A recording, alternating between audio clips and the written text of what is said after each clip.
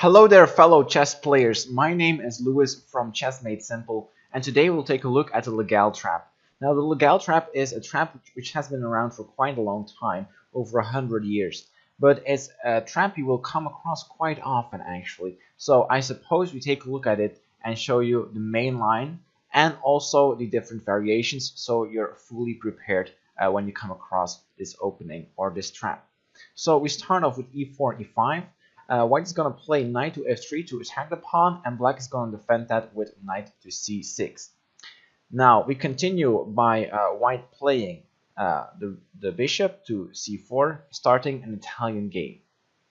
Now black will be playing d4, d6 to defend his pawn once again, and this is also called the semi-Italian opening or the Philidor defense. Now as white player, we will be playing knight to c3. If we now take a look at this position and look from black's perspective, you will see that a bishop to g4 is a very tempting move. And while it's a tempting move, it's also a very good move.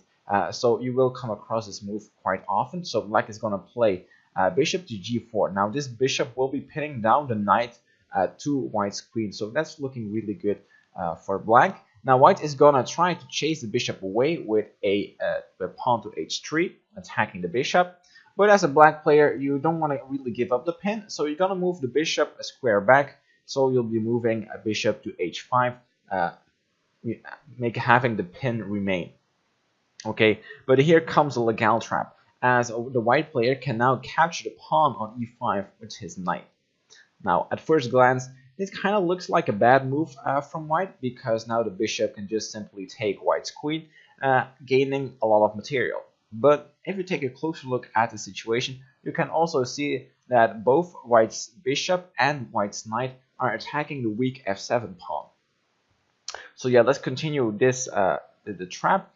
So black is going to take the queen, and now white is going to deliver a check on f7 by taking the f7 pawn with his white bishop. There we go. Now if you look at the situation, two squares from black are blocked by his queen and his bishop. The black king can't take the white bishop since that's defended by the knight, and another fleeing square is also protected by the white knight. So really, black only has one option, and that's to move his king to e7. So that's what he does. If we now take a closer look to the situation, you might be able to spot the mate because knight to d5 is a checkmate and will end the game in favor of white. So that's the Legal Trap. Basically, you're sacrificing your queen in order to deliver a checkmate with your minor pieces. Now this is the main line, and if everything goes according to plan, you should come across this one. But obviously black has some options to get out of the Legal Trap. So now we'll take a look at those. Now the first option to get out of the Legal Trap is after knight has been played to c3 by the white player, black could just simply play a knight to a5, attacking the bishop. Now we're going into a whole different variation of this semi-Italian opening, and all kinds of crazy stuff can happen. Now another possibility to avoid the Legal Trap is when h3 has been played, chasing away the bishop. Instead of going back to h5, the white player could simply take the knight on f3 with his bishop. Now as a white player, we obviously have to recapture this one, so we're going to recapture with queen to f3, and now we're threatening a mate on the f7 square, but that's easily avoided by playing knight to f6. And now, while the position isn't fully equal, because white has some development advantages, material-wise you're still equal and you're still in a pretty good spot. So that's another option to avoid getting into the Legal Trap. Now, a not so great option another option to avoid the Legal Trap is after h3 has been played, you just play bishop to e6. And now both bishops can get traded, and you're also in a pretty decent position. So this is how this line continues, and overall, well, everyone is in a pretty good position here. Now there is a possibility, which is not a great counter to the Legal Trap, and that is when you're in this position, black in some situations will play. That's not what I meant. Is gonna play knight to f6, and this is a bad continuation, as I'll show you in a moment. But you will come across this variation quite often, since it's just a natural move to play the knight to there. Okay, So how is this going to continue? We're going to play knight to g5, and now we're once again putting a lot of pressure on the f7 pawn with both our white knight and bishop.